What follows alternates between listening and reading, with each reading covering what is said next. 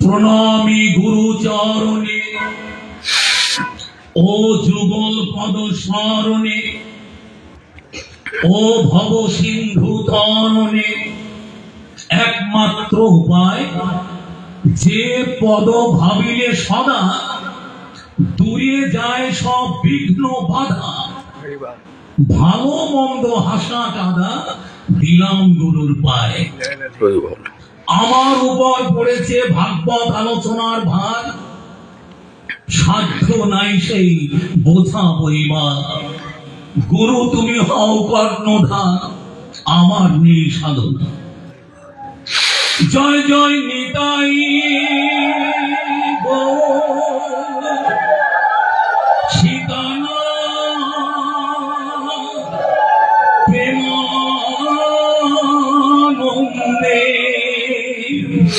হরি হরি বল। জয় জয় নিতাই গো প্রেমানন্দে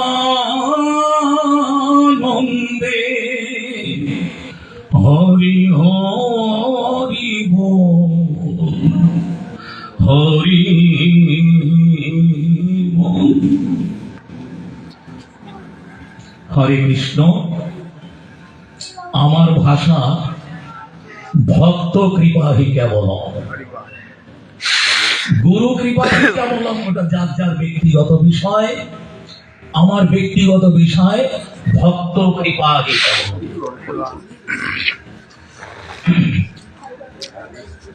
সুধী সজ্জন, আলোচনার প্রারম্ভে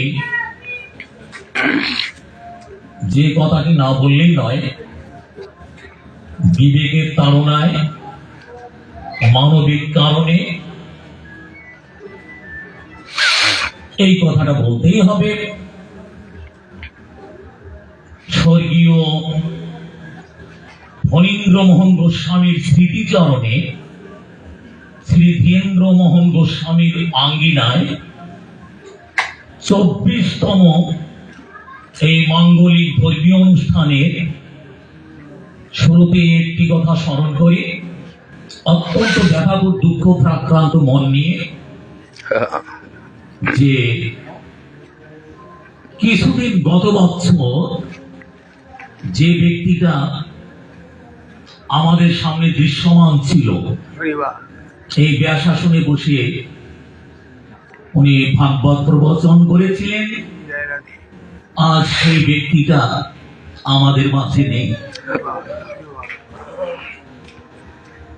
না জানার দেশে পাড়ি জমিয়েছেন সেই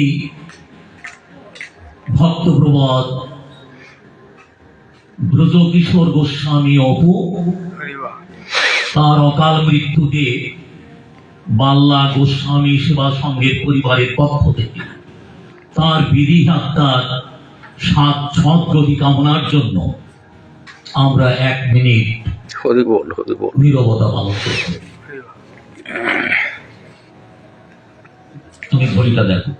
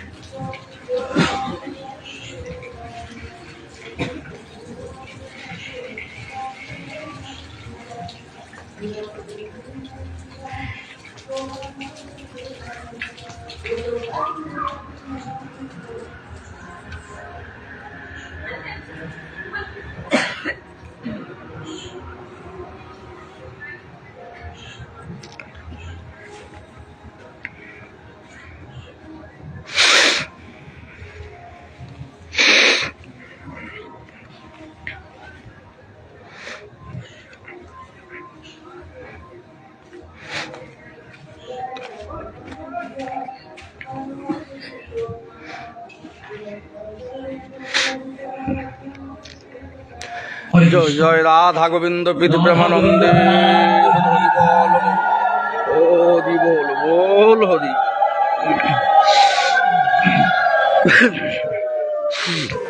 হরে কৃষ্ণ, জয় রাধে।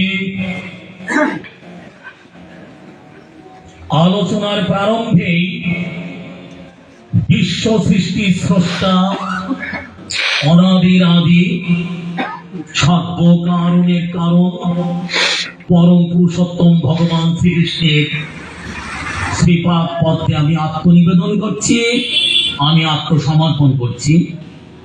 দ্বিতীয় পর্যায়ে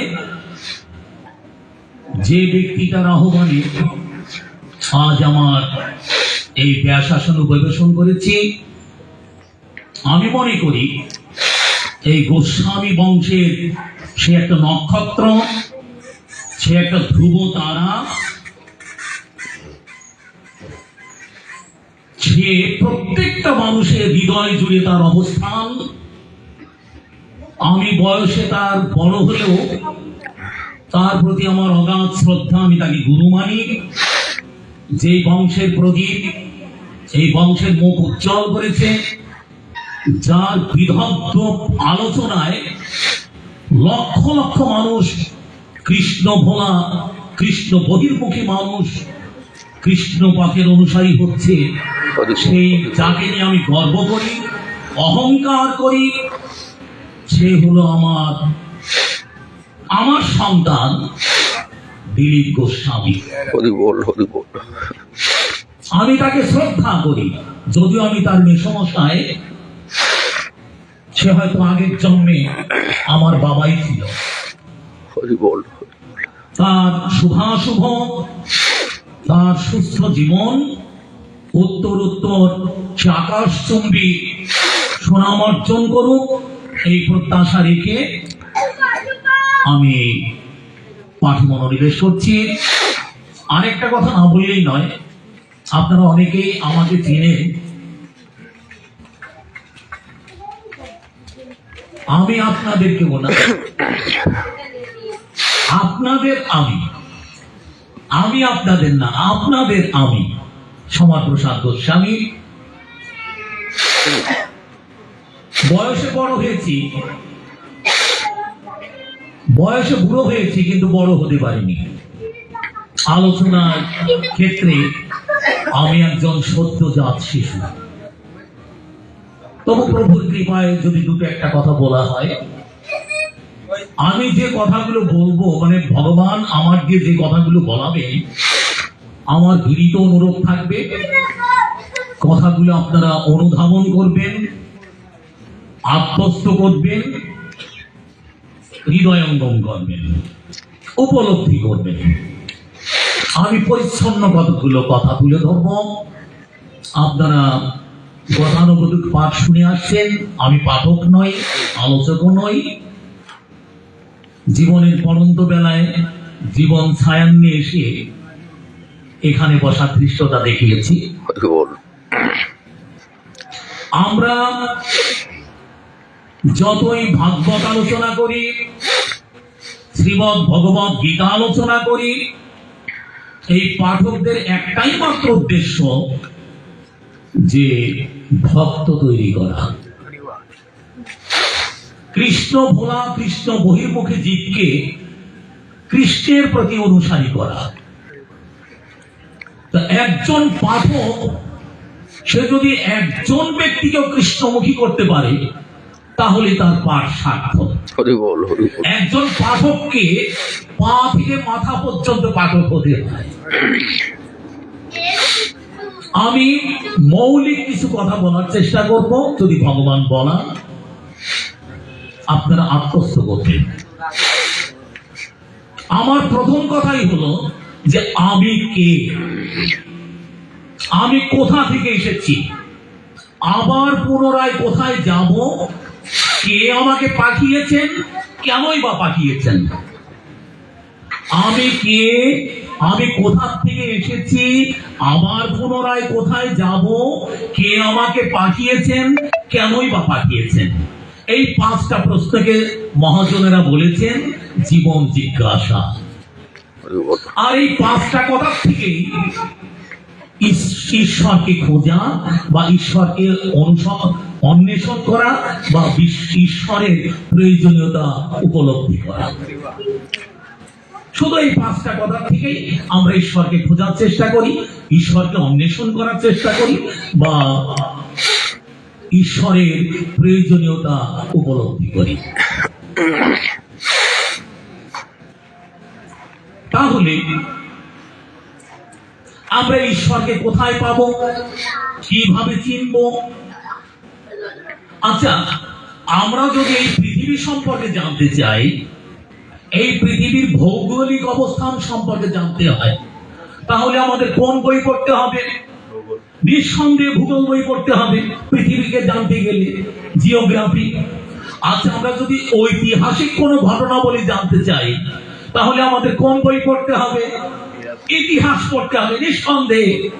যদি ডাক্তারি সম্পর্কে জানতে চাই, তাহলে আমাদের ডাক্তারি বই পড়তে হবে। যদি আইন কানুন সম্পর্কে জানতে চাই, তাহলে আইনের কাছে যেতে হবে। তাহলে এখন এই ভগবান শ্রীকৃষ্ণ বা ভগবান সংক্রান্ত যদি কিছু জানতে চাই, তাহলে আমাদের কোন বই পড়তে হবে? অবশ্যই ধর্মগ্রন্থ পড়তে হবে। আর এই ধর্মগ্রন্থের প্রতিনিধিত্ব করছেন ভগবান। এই ভগবানকে জানতে হলে, চিনতে হলে, বুঝতে হলে, মানতে হলে অবশ্যই আমাদের ধর্মগ্রন্থের কাছে আশ্রয় নিতে হবে এবং আপনাদের মতো সাধুগুরু বৈষ্ণবের আশ্রয় দিতে হবে।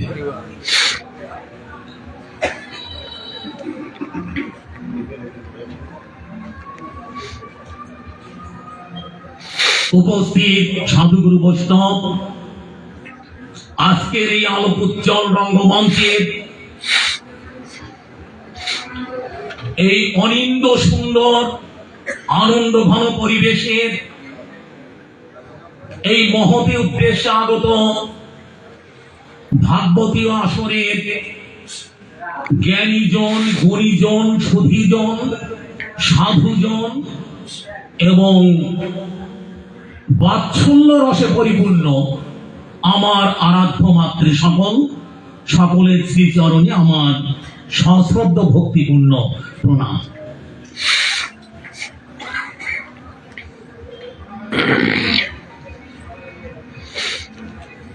শাস্ত্রে বলে যে যার অন্তরে কৃষ্ণ, বাহিরে কৃষ্ণ, কৃষ্ণ সারা জগৎময়, একমাত্র কৃষ্ণ কথা তারই মুখে শোভা পায়।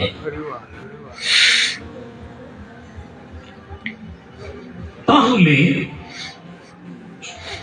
আপনারা এই গৌর গোবিন্দের কথা শুনতে হলে চাই কঠোর অধ্যাবসায়, কঠোর সাধনা এবং প্রচুর জ্ঞান, অভিজ্ঞতা। এর কোনটাই আমার মধ্যে নেই। গৌর গোবিন্দের কথা বলতে গেলে দেহগত, মনোগত এবং বাক্যগত ভাবে যতটুকু পরিশুদ্ধ হতে হয়, তার বিন্দু মাত্র আমার মধ্যে নেই। আপনারা গুরুর দেশের লোক,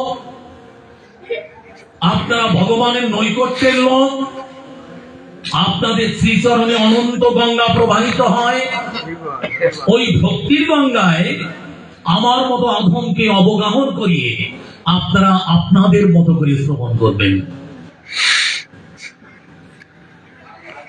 আমি জানি না এই পথের পথমর্যাদা আমার দ্বারাই কতটুকু রক্ষা পাবে, তবু আপনাদের আশীর্বাদের উপর ভরসা রেখে আপনাদের দর্শন, স্পর্শন এবং স্মরণ করে যদি দুই চারটি কথা বলা হয়, আপনারা আমার কাছে একজন সাক্ষাৎ ভাগবত। চুম্বকের কাছে লোহা লাগালে যেমন লোহাটাও চুম্বকে পরিণত হয়ে যায়, আপনারা বিগত দিন ধরে আপনাদের জীবদ্দশায় প্রতিনিয়তই ভাগবত শুনতে শুনতে শুনতে শুনতে আপনারাই একজন মূর্তিমান ভাগবত। আলোচনার প্রারম্ভেই একজনের কথা বারবার মনে কোণে উকি দিচ্ছে, তিনি হচ্ছেন যুগাবতার রামকৃষ্ণ পরমহংসদেব।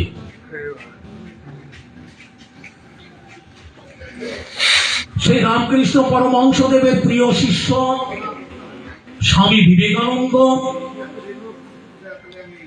তাকে বলেছিলেন যে ওরে বিবেক, অনেক কথার অনেক দোষ, একটু ভেবে চিন্তে কথা বলছে। ভাবলি অনেক বললাম, সবই ঠিক হলো, কিন্তু না রে না, যে যত বেশি কথা বলে তার ততই বেশি ভুল হওয়ার সম্ভাবনা থাকে। সাধুগুরু বৈষ্ণব, আমার তো ভুল হওয়ারই কথা, ভুল হবেই, আর হওয়াটাই স্বাভাবিক।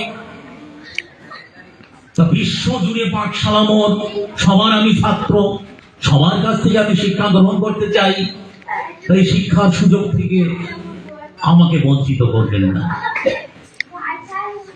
এই বিশ্ব চরাচরে জগৎ সংসারে যত পাঠক পাঠিকা আছেন বা যত সাধুগুরু বৈষ্ণব আছেন, আপনাদের চরণের একটা ধুলি করার যোগ্যতাও আমার নেই। তা আসুন আমরা এই ভাগবতীয় গঙ্গায় নিমজ্জিত হয়ে আমরা কলির পাপ ধৌত করি, আমাদের মানব চরণ সার্থক করি, আমরা নিজেরাও ধন্য হই। হরে কৃষ্ণ। 5টা প্রশ্ন রেখেছিলাম, আমি কে, আমি চেষ্টা করব, এবং ভগবানের বৈশিষ্ট্য আদর্শ আমরা জানার চেষ্টা করব। তাহলে ধর্মগ্রন্থের মধ্যে প্রবেশ করলে আমরা ভগবানকে চিনতে পারবো, জানতে পারবো, বুঝতে পারবো এবং মানা শিখব। আজ থেকে 5,500 বছর আগে ভগবান শ্রীকৃষ্ণ এই ধরাধামে আবির্ভূত হয়েছিলেন। বৃন্দাবনে ছিলেন 10 বছর 8 মাস। সেখান থেকে অক্রূর আহ্বানে মল্লযুদ্ধ করার জন্য তিনি মথুরায় এসেছিলেন। মথুরায় ছিলেন 23 বছর যাবৎকাল। তারপর মথুরা পরিত্যাগ করে এই পৃথিবীটাকে স্বর্গরাজ্যে পরিণত করার জন্য, সত্যকে প্রতিষ্ঠিত করার জন্য তিনি অর্জুনের রথের সারথি হয়েছিলেন। তাহলে আমরা ভগবানকে কোথায় দেখেছি? আমরা ভগবানকে দেখেছি বৃন্দাবনে, আমরা ভগবানকে দেখেছি মথুরায়, আমরা ভগবানকে দেখেছি দ্বারকায়। ভগবান পুণ্য, পুণ্যতর এবং পুণ্যতম। ভগবান পুণ্য, পুণ্যতর এবং পুণ্যতম। ভগবানের আমরা 3টে মূর্তি দেখতে পাই। একটা হচ্ছে প্রতাপ ঘন মূর্তি, একটা প্রাজ্ঞ ঘন মূর্তি, আর একটা হচ্ছে প্রেম ঘন মূর্তি। এই 3 মূর্তিতে আমরা ভগবানকে দেখতে পাই। তাই ভগবানের বাল্য জীবনটা আমরা পাই ভাগবতের মধ্যে। ভগবানের যৌবন লীলাটা আমরা দেখতে পাই মহাভারত বা শ্রীমদ ভগবত গীতার মধ্যে। আর ভগবানের বার্ধক্য লীলাটা আমরা দেখতে পাই হরিখিল বংশের মধ্যে। এই 3খানা গ্রন্থই সম্যক গ্রন্থ, এবং এই 3খানা গ্রন্থের মধ্যে দিয়ে আমরা ভগবানকে পূর্ণাঙ্গ ভাবে চিনতে পারি, জানতে পারি, বুঝতে পারি। মাত্র 3খানা গ্রন্থ। দেখেন, চৈতন্য চরিতামৃত হলো প্রেম মার্গের গ্রন্থ,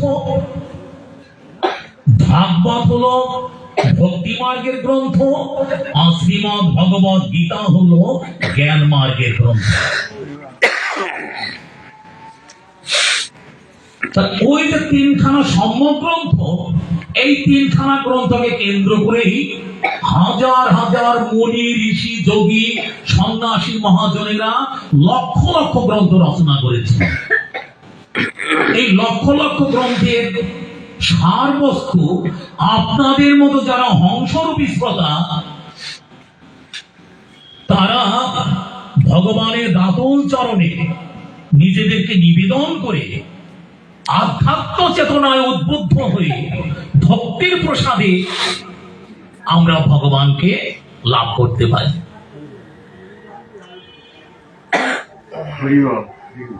ভগবান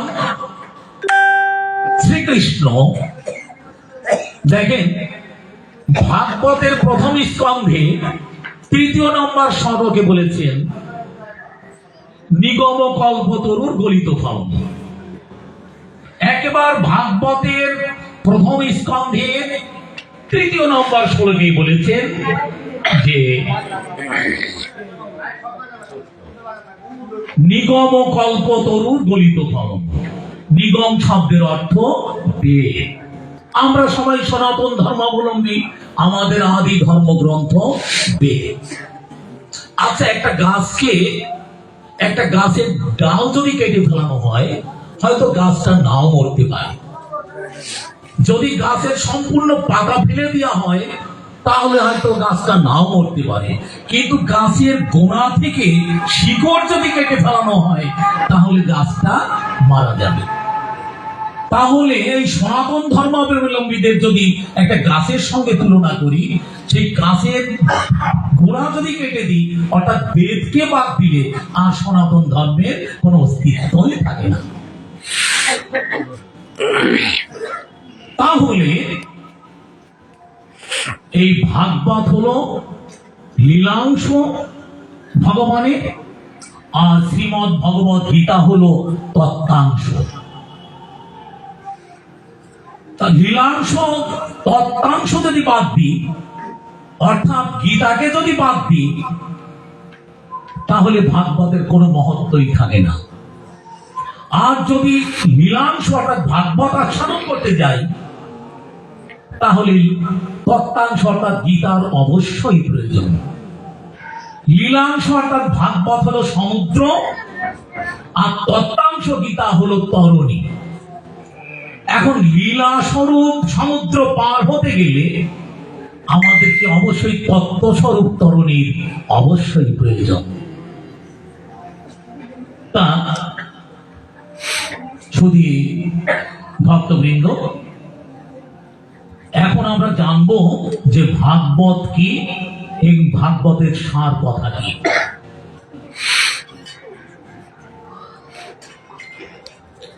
সমস্ত ভাগবত মন্থন করলে যে সার কথাগুলো পাওয়া যায়, সেটা 3টে কথা। একটা হলো যে আসন্ন জীব মৃত্যুমুখী,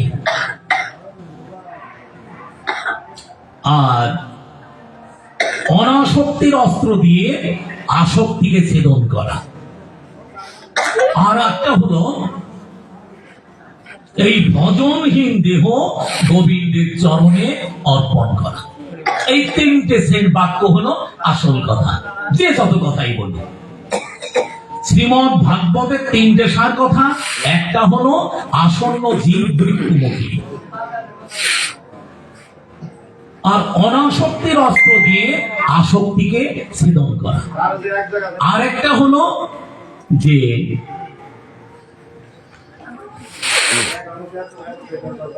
এই কৃষ্ণ বহির্মুখী জীবকে, এই ভজনহীন দেহকে গোবিন্দের চরণে সমর্পণ করা। তাহলে আসন্ন মৃত্যুমুখী জীব, আমরা সবাই মৃত্যুর প্রতীক্ষায় আছি। মৃত্যুর স্বাদ থেকে আমাদের কাউকে রক্ষা পাওয়ার কোনো সুযোগ নেই। আমরা ক্রমাগত মৃত্যুর দিকে ধাবিত হচ্ছি। তাহলে আমরা দুটো শব্দের সঙ্গে পরিচিত। একটা হলো যে আমাদের সময় হয়নি, আর একটা হলো যে আমাদের সময় নেই। তারুণ্যের সময়, যখন আমাদের ভজন সাধন করার সময়, তখন আমরা বলি যে আমাদের সময় হয়নি। আর শত ভিড়ের ভিতরে, ব্যস্ততার ভিতরে পরিশেষে এসে আমরা কি বলি, যে আমাদের হাতে সময় নেই। এই সময় হয়নি এবং সময় নেই, এই দুটো শব্দ নিয়েই আমাদের জীবন অতিবাহিত করছি। এখন সময় নিয়ে আমি একটু কথা বলবো। সময় একটা আমাদের জীবনের দুর্লভ ঐশ্বর্য। সময়টা আমাদের জীবনের দুর্লভ ঐশ্বর্য। রবার্ট ব্রাউনিং একজন ইংরেজ, তিনি বলছেন যে একটা দিন চলে যাওয়া মানে আমাদের জীবন থেকে একটা দিন ঝরে গেল। কথাগুলো আমি প্রথমেই বলছি, উপলব্ধি করবেন। রবার্ট ব্রাউনিং তিনি বলছিলেন যে একটা দিন চলে যাওয়া মানে আমার মোট আয়ুর থেকে একটা দিন ঝরে গেল।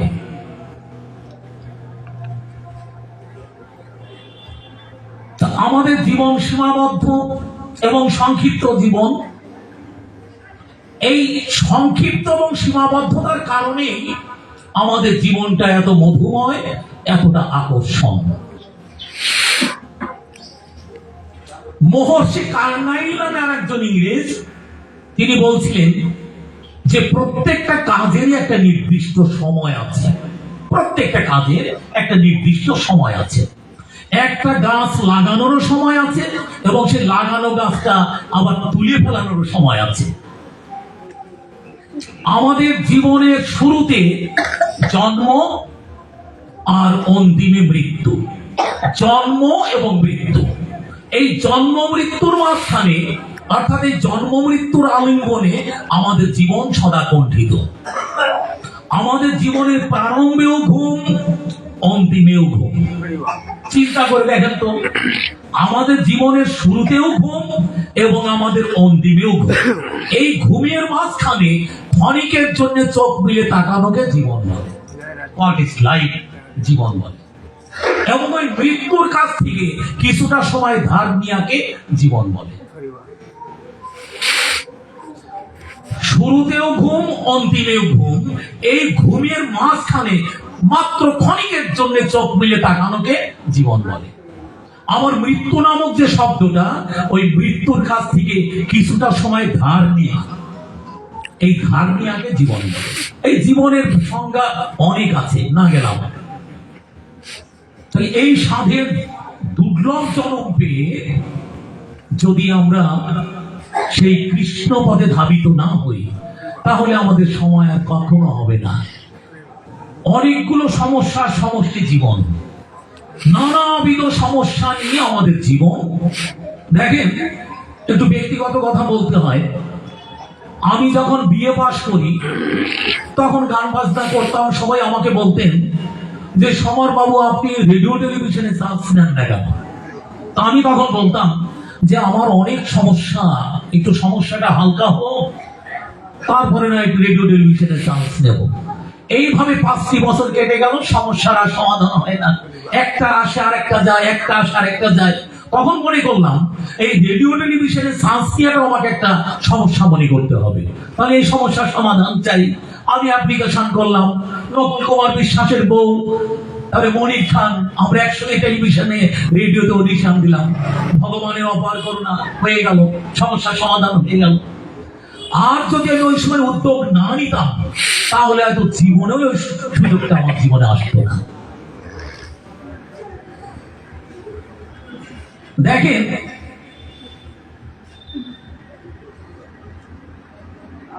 এই সময় এবং সম্পদের প্রয়োগের যে প্রকৃষ্ট সময়, সেটা হলো আমাদের এই সাধের মানব জনম। আমাদের এখনই সেই পরমার্থিক সময়ে গিয়ে ভগবানের শ্রীপাদ প্রাপ্তি বা মোক্ষ প্রাপ্তির বীজ আমাদের এখনই বপন করতে হবে। তাই ঘড়ির কাঁটা বারবার টিক টিক করে বলছে, স্মরণ করিয়ে দিচ্ছে যে তোমরা আমাকে ভুলো না, আমাকে মনে রেখো, তোমাদের ভিতরে সুপ্ত চৈতন্য জাগ্রত করো, তোমাদের মোক্ষ প্রাপ্তি হবেই হবে, হতে হবেই, এতে কোনো সন্দেহ নেই।